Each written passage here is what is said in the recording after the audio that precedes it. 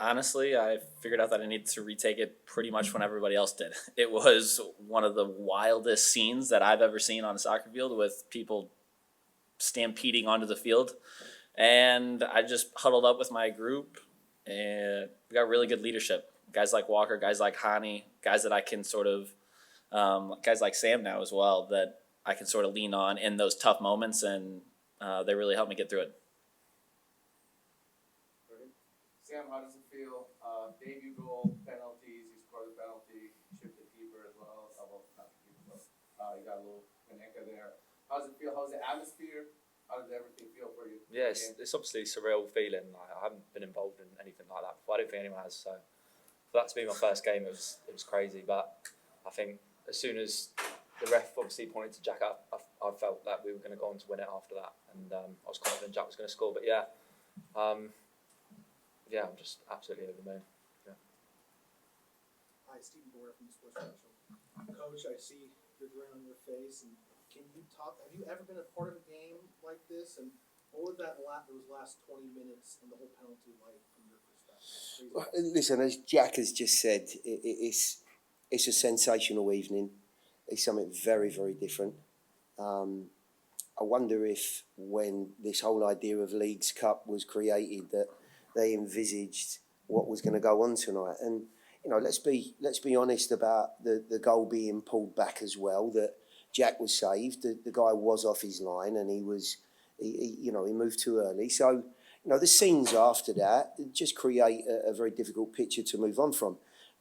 The umbrella view of all of this, though, is what a fantastic game. The excitement that the fans must have endured and witnessed there is quite remarkable. There were some terrific goals. You had some wonderful football. We were under pressure for good periods of that game against a very talented side.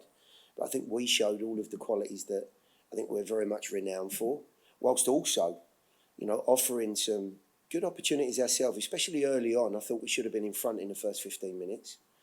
And then, of course, Sam comes onto the field and makes an impact and a difference immediately.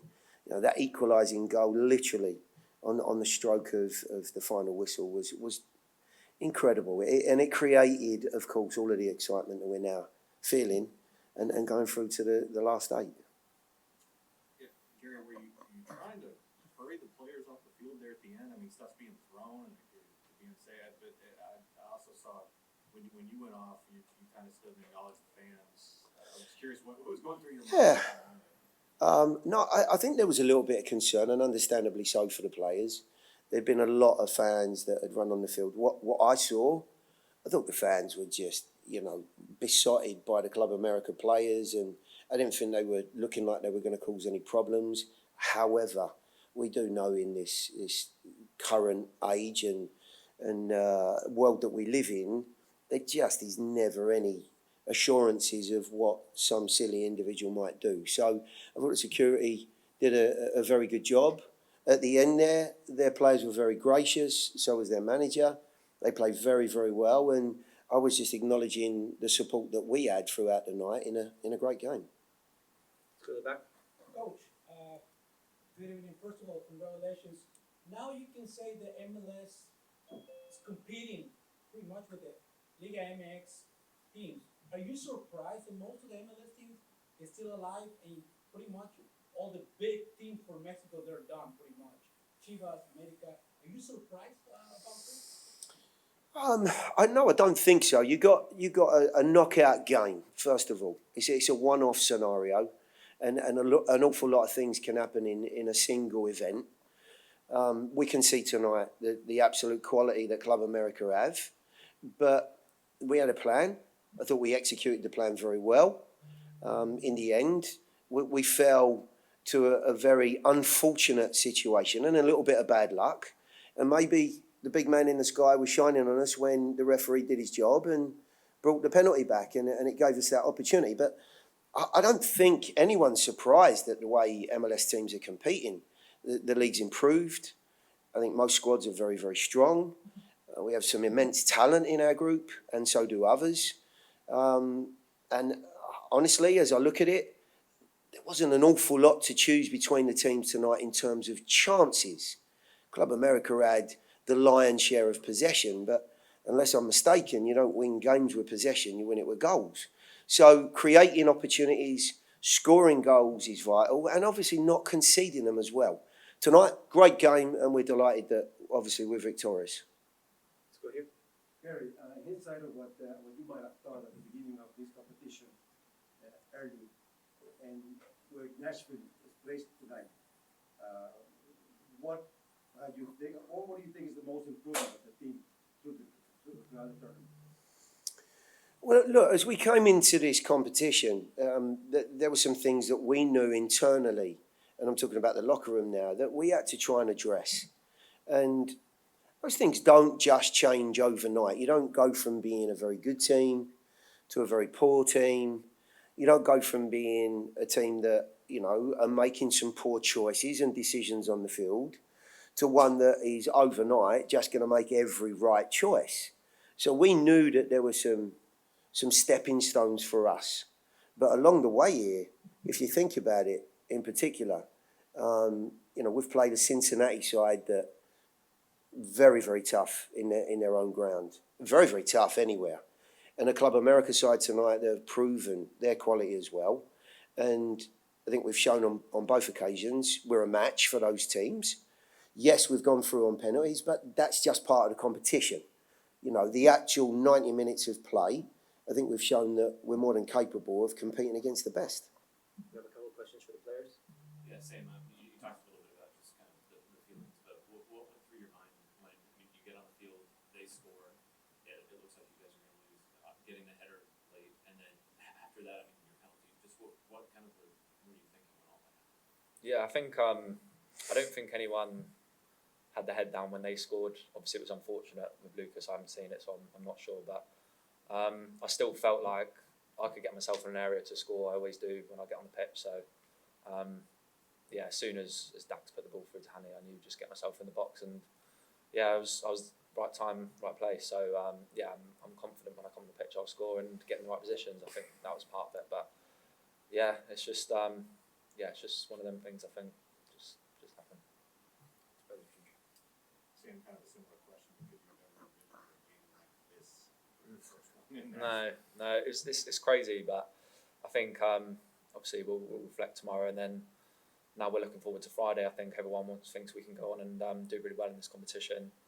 The lads done really well at Cincinnati the other day, and tonight obviously it was our night again. So yeah, we're all confident, and I think Friday we can put on another good performance and get through.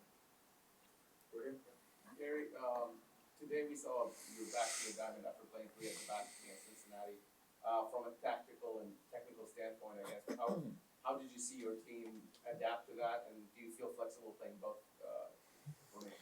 Yeah, the answer to that is absolutely. I think we have the players to move from one system to the other. They've got a lot of experience of playing with a back three over the course of the years that we've been together, and there's an awful lot of players here that have been around the club for, you know, since their inauguration now. As far as tonight's plan, if you like, I think we're in that knockout phase. You know, you're in or you're out. There's no in between here. So putting ourselves in a position where we find the right balance between overextending ourselves and maybe being a little bit more open as we were against Toluca, and obviously being a threat as well at home. I thought we got that balance pretty much right. There were 1 or 2 situations as we went a goal up where Club América got on top, and maybe that internal we need to protect this kicked in. But for the most part, I mean, I was absolutely delighted with the way the guys played. The overall mentality and focus of the team against what is a top side. And I'm sure that all of the fellas, including these two, are going to walk out of here with their chest pumped out and their chins high, and they'll be very, very proud of what they've achieved here. Let's go back over here. Maher, después de haber fallado el penal, ¿cómo fue la situación para revertir la situación y volver a conectar el equipo y seguir impulsando hacia adelante para conseguir la victoria? I can translate. Yes, please. After you make you wrong, Perdón, no escuché la pregunta, ¿lo puedo repetir? Después de haber fallado el penal Maher, ¿cuál fue el momento o cómo reaccionaron al revertir la decisión del árbitro y volver a conectar para impulsar el equipo a la victoria? So after the penalty was missed, what was the immediate reaction, and then what was the mentality in terms of coming back to reverse the penalty kick result? Yeah, I mean, whenever you miss a PK like that, you're absolutely gutted for not only yourself but the whole entire team, because you have that feeling as if you let the team down, and then being able to, whether it's God's will or whatnot, being able to have that second chance to take it.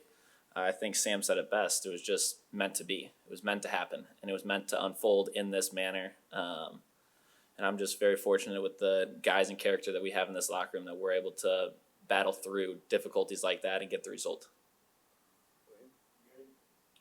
Gary, with this format of the Leagues Cup, with the short turnaround time from after a win, you play 2-3 days later the next game, do you find it difficult to get the right balance with a certain amount of players on the pitch, like if it's Dax in one game and Hannibal starting another? Do you find it a little bit difficult to find the right amount or right category of guys to play? Well, that is actually my job. Trying to balance that out.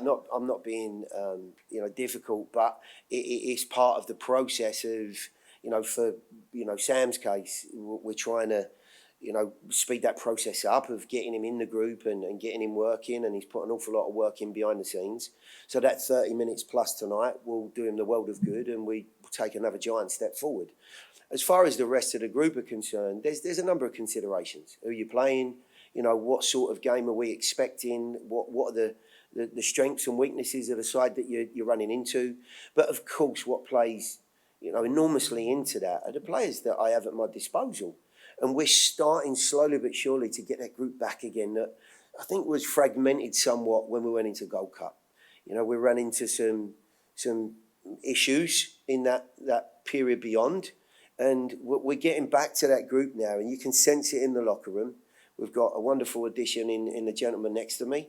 I think that gives everyone a boost. And tonight's events will, be a massive shot in the arm for everyone. Yeah, sorry. We can do one last one back here. Jack, you've grown a lot in the few years that you've been in Nashville, probably assuming responsibilities earlier than you might have thought you'll get in this team. And you're still a young man. How much do you think you're getting older in the last week that happened? Yeah, this week has been full circle, from giving away a penalty in Cincinnati to having to rebound, not only physically but mentally, and be ready for this occasion. And like I've said multiple times, being a part of this club and this team, you're able to lean on leadership and guys that you have. I just use the resources that I have at my disposal, whether it's Gary or whether it's any of the players, rest of the staff. We have everything in place to win championships here. And so I just think that it's just part of the job. Don't let your highs get too high. Don't let your lows get too low.